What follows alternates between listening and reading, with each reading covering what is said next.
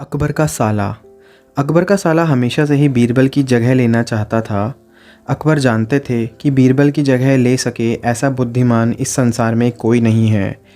फिर भी जोरू के भाई को वह सीधी ना नहीं बोल सकते थे। ऐसा करके वह अपनी लाडली बेगम की बेरुखी मोल नहीं लेना चाहते थे। इसलिए उन्होंने अपने साले साहब को एक कोयले से भरी बोरी दे दी और कहा कि जाओ और इसे हमारे राज्य के सबसे मक्कार और लालची सेठ दमड़ीलाल को बेचकर दिखाओ।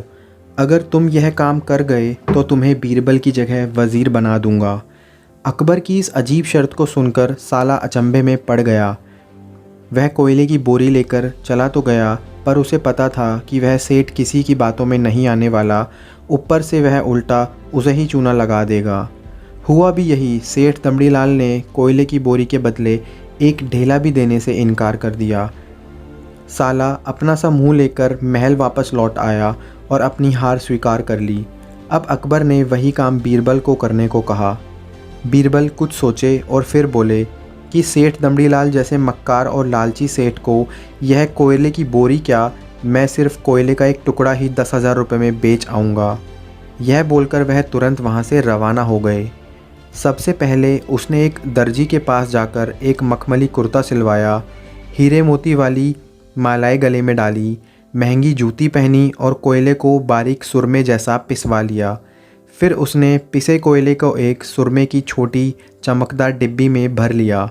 इसके बाद बीरबल ने अपना भेष बदल लिया और एक मेहमान घर में रुककर इश्तिहार दे दिया कि बगदाद से बड़े शेख आए हैं जो करिश्माई सुरमा बेचते हैं, जिसे आँखों में लगाने से मरे हुए पूर्वज दिख जाते हैं और यदि उन्होंने कोई धन गाड़ा है तो उसका पता बताते हैं। यह बात शहर में आग की तरह फैली। सेठ दमड़ीलाल को भी ये बात पता चली। उसने सोचा ज़रूर उसके पूर्वजों ने कहीं ना कहीं धन गाड़ा होगा।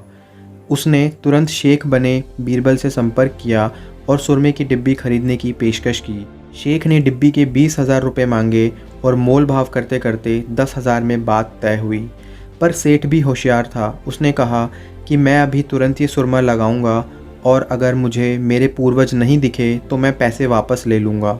बीरबल बोला, बिल्कुल आप ऐसा कर सकते हैं। चलिए शहर के चौराहे पर चलिए और वहाँ इसे जांच लीजिए। सुरमे का चमत्कार देखने के लिए भीड़ इकट्ठा हो गई।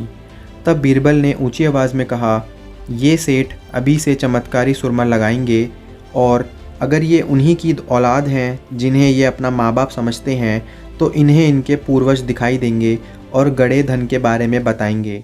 लेकिन अगर आपके माँ बाप में से किसी ने भी बेईमानी की होगी और आप उनकी असल औलाद नहीं होंगे तो आपको कुछ भी नहीं दिखेगा। और ऐसा कहते ही बीरबल ने सेठ की आंखों में सुरमा लगा दिया।